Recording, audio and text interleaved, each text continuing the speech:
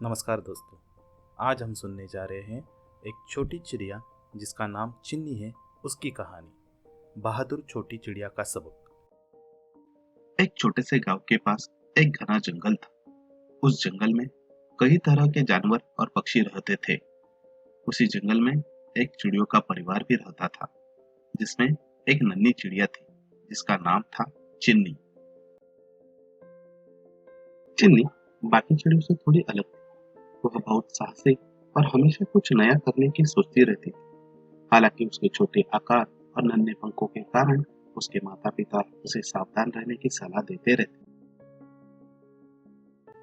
एक दिन चिन्नी ने सुना कि जंगल के किनारे पर एक बड़ा सा तालाब है, जिसमें पानी पीने के लिए बहुत सारे जानवर आते जाते रहते हैं। चिन्नी ने सोचा, वाह, अगर मैं उस तालाब को देख पाऊं तो कितना मजा आएगा।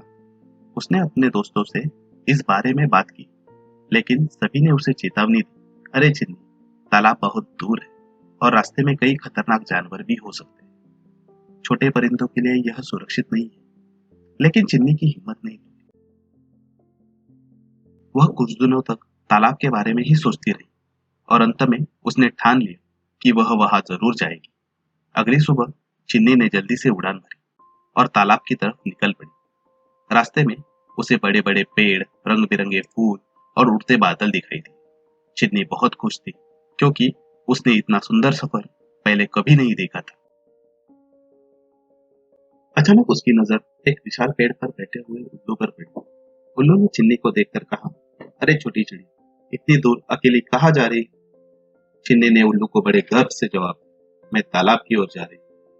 वहां बहुत सारे जानवर और पक्षी आते हैं, मैं भी देखना चाहती हूँ। उल्लू ने थोड़ी चिंता के साथ कहा, सुनो छोटी, तालाब तक पहुंचना आसान नहीं। तुम बहुत छोटी हो और वहां खतरनाक शिकारी भी हो सकते हैं। लेकिन चिन्नी को तो अपनी हिम्मत पर पूरा भरोसा था।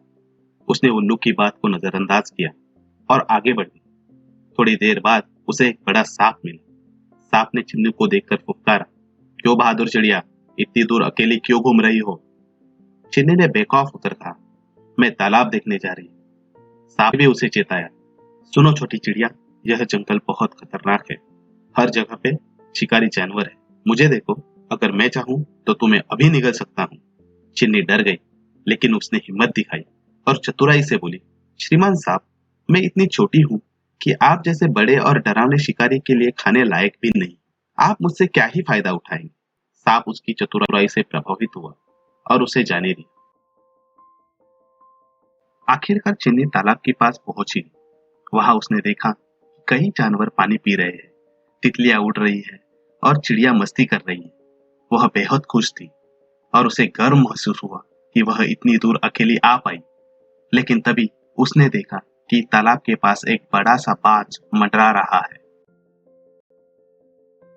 बाज ने चिन्नी को देखते ही उसकी ओर झपट्टा मारा। चिन्नी घबरा गई, पर उसने अपनी समझदारी से काम लिया।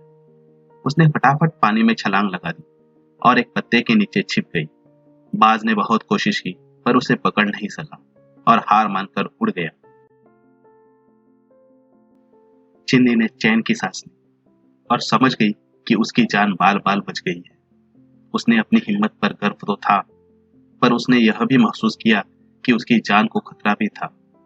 उसने सोचा, हिम्मत अच्छी बात है, लेकिन सावधानी रखना भी उतनी ही जरूरी है। बिना सोचे समझे खतरे में कूदना बहादुरी नहीं है। वह अपने घर लौट आई और अपने माता पिता को सब कुछ बताया। उसके माता पिता ने उसे समझाया, बेटा, हिम्मत करना अच्छी बात है, लेकिन समझदारी के साथ। अगर कोई काम खतरनाक है तो सावधानी बरतना भी उतना ही जरूरी है। चिन्नी ने उस दिन एक बड़ा सबक सीखा और वह न केवल बहादुर बल्कि समझदार भी हो गई।